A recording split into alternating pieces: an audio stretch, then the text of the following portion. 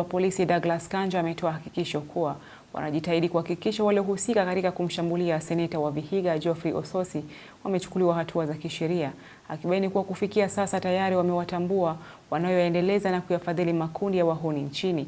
Akizungumza alipofika mbele ya kamati ya seneti kuhusu usalama, Kanja ameeleza mikakati iliyowekwa kuimarisha usalama nchini, hasa wakati huu makundi ya wahuni yameonekana kuendelea kuwahangaisha Wakenya, huku seneta wa Isiolo Fatuma Dulo akibaini wasiwasi wake kuwa hakuna hatua yoyote iliyochukuliwa hata baada yake kuripoti kuwa anahofia usalama wake.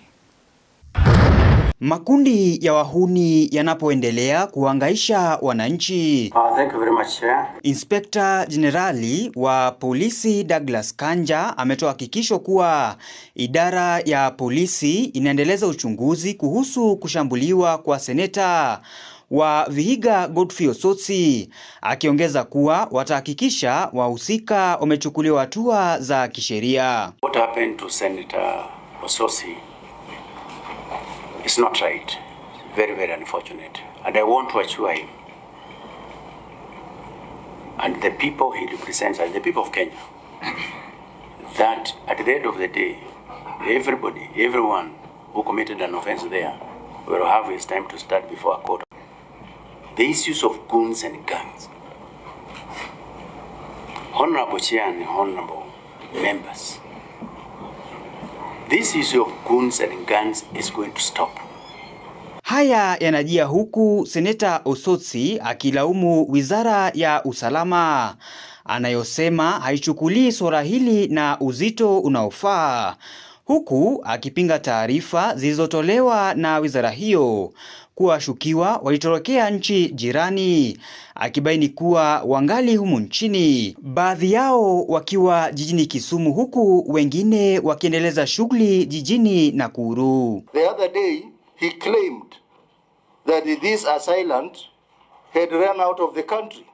The information I have and which is being provided by the people of Kisumu is that these assailants, some of them are in Kisumu, others have been transported to Nakuru.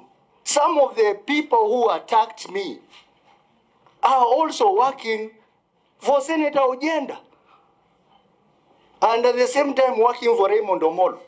Seneta wa Isiolo Fatuma Dulo akihofia usalama wake amemtaka Kanja kueleza watakavyomhakikishia usalama wake, akibaini kuwa amekuwa akitishiwa na hata baada ya kuripoti swala hilo hakuna hatua yoyote iliyochukuliwa kufikia sasa.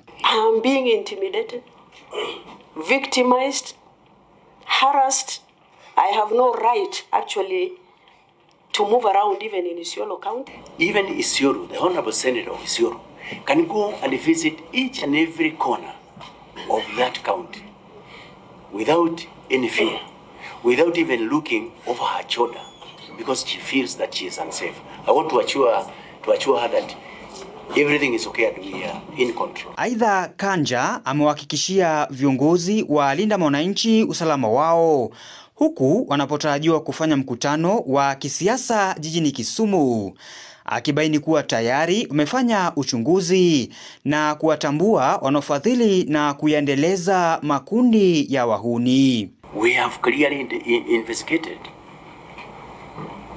We have seen where they come from, who funds, who does what, who is the grassroots organization. James Mwangi, Undugu TV.